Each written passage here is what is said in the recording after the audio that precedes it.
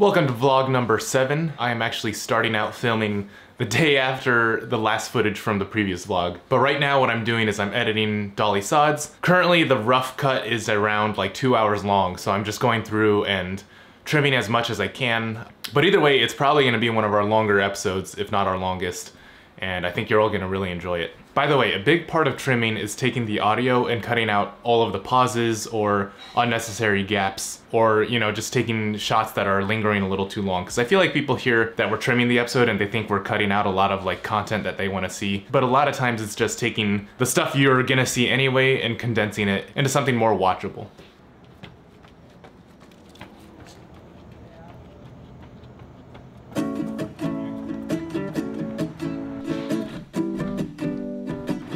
So I'm taking these two hooligans to go play Pokemon Go on campus. I don't play Pokemon Go though, I haven't since it first came out. Apparently that's where all the action is happening.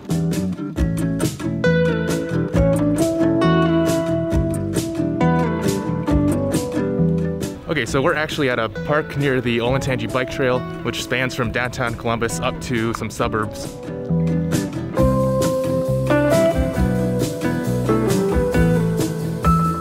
I would have used cooler Pokemon if I would have known you were recording me.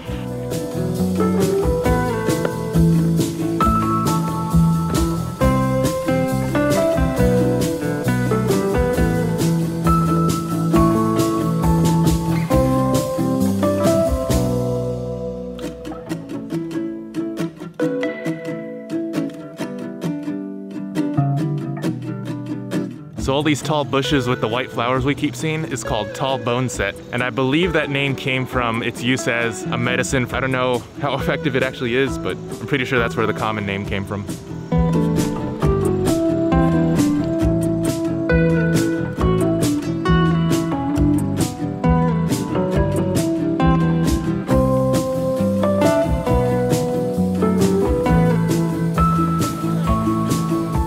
The weather today is so amazing. Even though everything is like abandoned and kind of post-apocalyptic, it is a really beautiful day.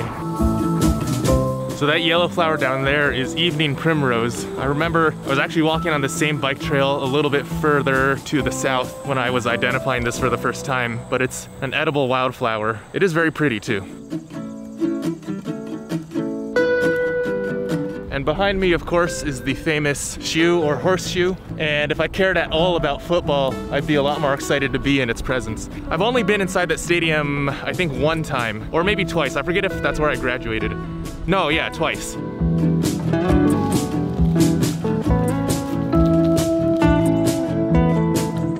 So I used to live in those two towers over there, and I used to jog all the time on this bike path. And I also used to climb trees around here a lot.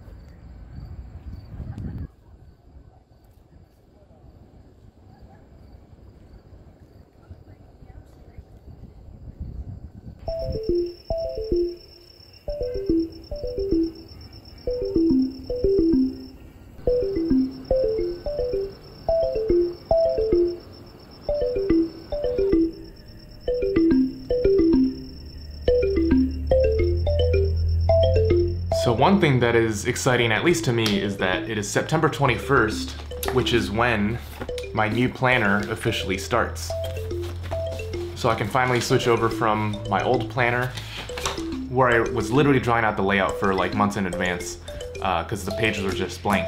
Okay, so first you can see how these layouts are the same. Monday, Tuesday, Wednesday, Thursday, Friday, and then Saturday and Sunday down here. And it's the same on this, Monday, Tuesday, Wednesday, Thursday, Friday, Saturday, Sunday. But now down here, I also have a little section for workout of the week, this week's dinners, which I'm actually just gonna use to track my intermittent fasting. Over here, I have just some extra space for like notes and stuff. So I'm just gonna fill this out and get started using this new planner. And hopefully it'll bring that much more order into my life. Oh yeah, also on this planner, there's actual times slotted out on the lines. So instead of just guessing where they would be, I can actually fill stuff out based on the time.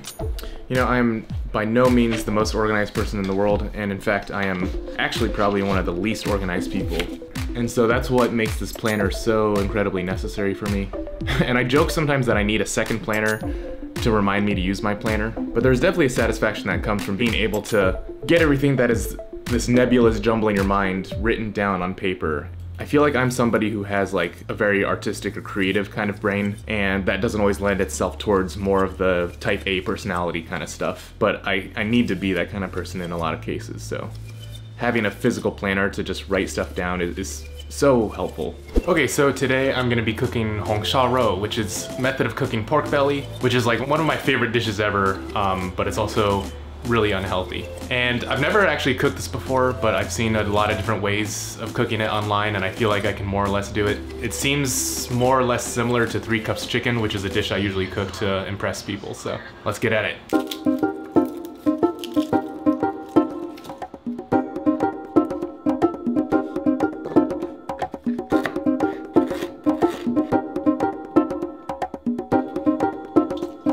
So this is the pork belly that I'm gonna be cooking. Each chunk has like a nice even layer of fat and meat.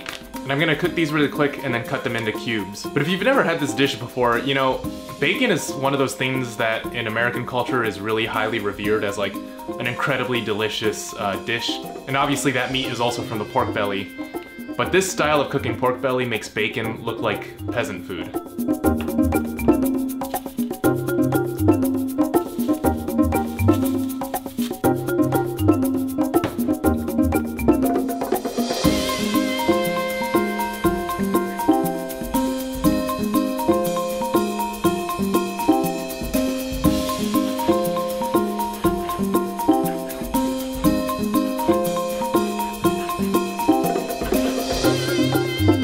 So the pieces of pork are thinner than I expected. I'm cutting them into kind of rectangular pieces rather than cubes. But now the next step is where a lot of the magic is supposed to happen. So we'll see how this goes.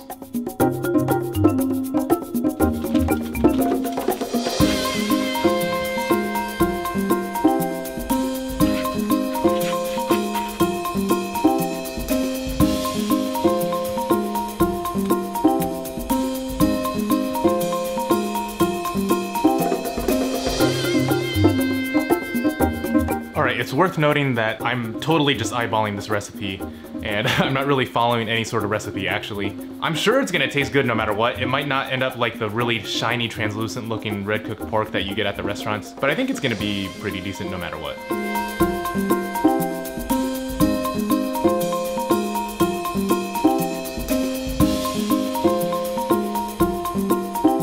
So I do think this pork is actually supposed to simmer for longer in order to get more tender. And I think maybe that has to do with the cut especially, but these are supposed to simmer for like 1 to 2 hours to get it really tender. So I'm just gonna let it keep cooking.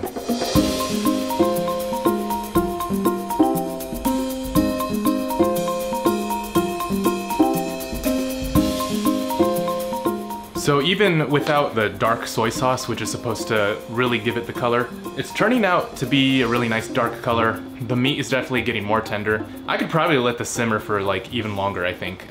But I think I'm gonna just eat it.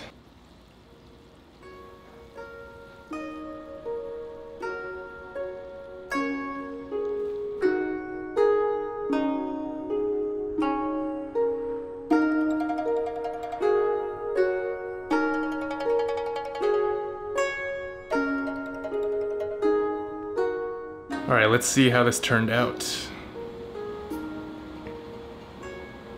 There's the beautiful piece of meat. Admittedly, the vegetables and rice I just got takeout of, but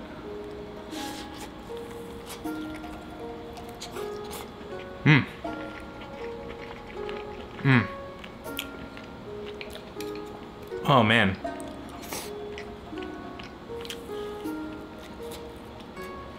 That is so good. It's nowhere near the level of like professionally made hong sha rou, but after simmering it for a while, it definitely tenderized a little bit, and the fat part especially. The fat part is unbelievable. It's got a perfect salty sweet kind of balance. It isn't too salty. I was worried it would be a little too salty because I was adding a fair amount of soy sauce, but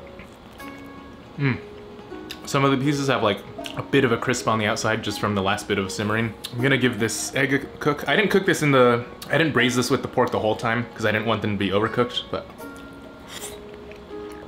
the yolk is still nice and, you know, relatively soft. The egg white has a nice subtle flavor on it.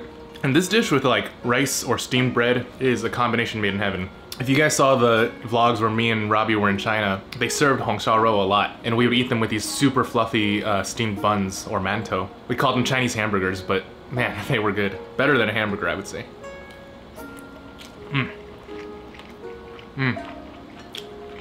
When the fat hits your mouth, that is just unbelievable. Well, hopefully in the future, I can improve my technique, and then when I really need to impress someone, I can whip up this dish after like 3 hours or something. Oh my god. One problem with this dish, you can only eat it once in a blue moon, or else you'll go into like cardiac arrest immediately. There's a lot of sugar and fat, and especially with the rice, it's like carbs. I'm gonna have to eat like boiled cabbage for like a month after this. Whenever you find a piece of garlic, that is absolute heaven. I'm not like a huge ginger person, but ginger cooked in this style, it's like eating candy. Delicious. Delicious. So right now I am meeting up with my friend Jess. We've been friends since like elementary school, I think. If you watch Adventure Archives, you've seen him in the Hawaii vlogs that we filmed 4 years ago. Yeah, we're meeting at a park to record a podcast, and I feel like whenever we hang out, there's always a really good conversation about just, I don't know, life in general. So hopefully it should be a good podcast. My plan is to have more conversations with different people. I mean, I'm sure I'll have repeat guests as well, just to ramble and, you know, see what people are interested in.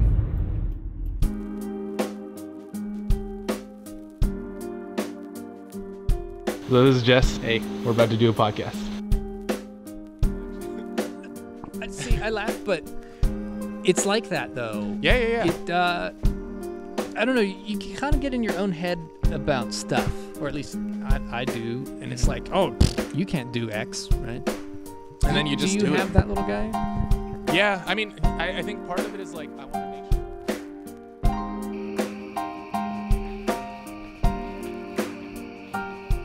Success. All right, so we're going to Daily Growler. Yeah. Have you been here recently? No, last time I was here, this is my grandpa last year.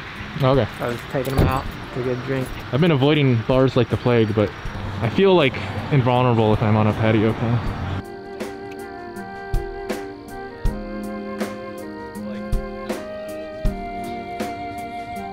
What beer did you get? I got Kentucky Bourbon, number 45. It's pretty good. It's easy to drink. That's what I like about it. Oh, it was like nice and light. Yeah. Downside is you can drink a lot of it. Me and my grandpa were here one time. He was telling me like old stories and stuff. We had like 2 or 3 of these. And when he went to stand up, he kind of like fell down. Do your grandparents drink often, or like my not grandpa often, does. Yeah. Okay. He used to work at Anheuser-Busch. Oh. He was oh, okay. He's like a machinist for the assembly line. Yeah, so he drinks all the time. Like more than you might expect for yeah, like an older. Yeah. I got the number 8, which was Mad Tree, and it was like a s'mores stout, which is probably not the best idea now that I think about it, but whatever. It's autumn. You've got to have s'mores. That's true, and I like camping. You gotta gamify life. Gamify life. You've been focusing on strength and dexterity. So is there like a goal tied to that? In general, I just want to be able to know I can handle myself. Okay, so like if I came at you, Puxow, you know? Yeah. Oh yeah, I forgot you. Yeah. Oh, I know, Andrew. I've watched the films. You've been like training secretly. Oh, I have. I don't know. It's like part of it is fueled by just male insecurity. I don't think there's anything wrong with vanity, right? Yeah. From the perspective of using it, like harnessing. Yeah. Because in college I like did away with vanity, and I probably could have had a lot more fun in college if I thought about how I was dressing and if I showered more. I was a hippie. Okay. A hippie in like gym clothes. There's kind of like this Buddhist story where the Buddha is kind of like, he's trying to figure out life. And then he finds the middle way. Yeah. How close to the middle do you feel like you are now? I feel like I lead a decently balanced enough life. Difficult about balance, right? Is if you don't check in, you sort of don't know if you're in balance or not. It's like you need one to know the other. Yeah. Have you ever been like in a stupor where it's kind of like you eat too much, or you like kind of been like a lazy ass? Existing feels kind of like exactly a chore. Okay. And then that you feel the opposite of that. Literally, after I run, you can do the same thing just sitting around, and it feels way more fulfilling. I think that's just like a rule of existence. Because have you ever been like super hungry? Isn't eating something just like way more, like even if you're just eating some bland stuff, it's so exciting, you know? As opposed to just like stuffing cookies in your mouth when you're bored. It's pretty easy, at least in my experience, to sort of go the other direction where you're like, I'm gonna eat an entire pizza. Yeah. I mean, that's why I love backpacking so much, is because you don't have a choice, you know? We also need to go backpacking sometime, and like get you in it.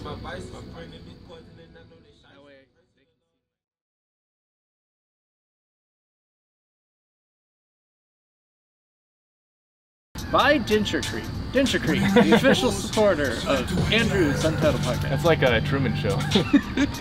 I've had this cocoa.